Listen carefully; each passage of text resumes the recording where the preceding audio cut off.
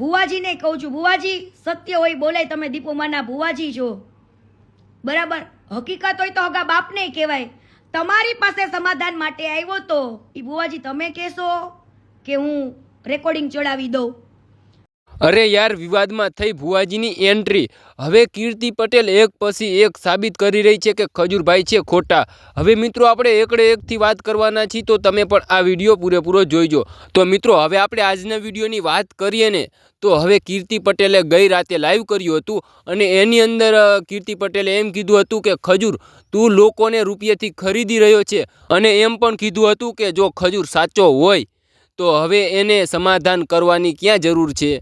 ગમન ભુવાજી, કેવલ રબારી, દેવાયત ખવડ, આ બધાના મારામાં કોલ આવ્યા હતા સમાધાન માટે, અને એમ કીધું હતું કે 2-3 ઘર તારે જે બનાવવા હોય, 5 ઘર તારે જે બનાવવા હોય એના તને અમે રૂપિયા આપી દેશું, અને આ હવે અહીંયા સમાધાન કરી નાખ। અને કીર્તિ પટેલે એમ કીધું કે સમાધાન નહીં થાય, હું રૂપિયાથી વેચાય એમ નથી। અને કીર્તિ પટેલે ઘણું બધું હવે લાઈવની અંદર કીધું હતું, પણ મિત્રો હવે ઘણા બધા લોકો હવે ખજૂરભાઈને સપોર્ટ કરી રહ્યા છે, અને ખજૂરભાઈને એમ કહે છે કે તમારે ડરવાની જરૂર નથી, તમારે આવાને રિપ્લાય ન અપાય, આ તો તમારું રૂવાડું ખાંડું ન કરી શકે। અને હવે મિત્રો આપણે વાત કરીએ ને, તો અમારી ચેનલની અંદર નવા આવ્યા હોય ને તો જરૂરથી એક સબસ્ક્રાઈબ કરી દેજો, અને લાઇક ન કરો ને તો ચાલશે, પણ કોમેન્ટની અંદર જય દ્વારકાધીશ જરૂરથી લખી દેજો। જય દ્વારકાધીશ લખવામાં તમારું કાંઈ નથી લૂંટી જવાનું, અને જય દ્વારકાધીશ લખવામાં 1 મિનિટનો પણ સમય નથી લાગતો, તો કોમેન્ટની અંદર જય દ્વારકાધીશ જરૂરથી લખી દેજો। અને હવે મિત્રો આપણે વાત કરીએ ને, તો ઘણા બધા લોકો હવે કીર્તિ પટેલને સપોર્ટ કરી રહ્યા છે,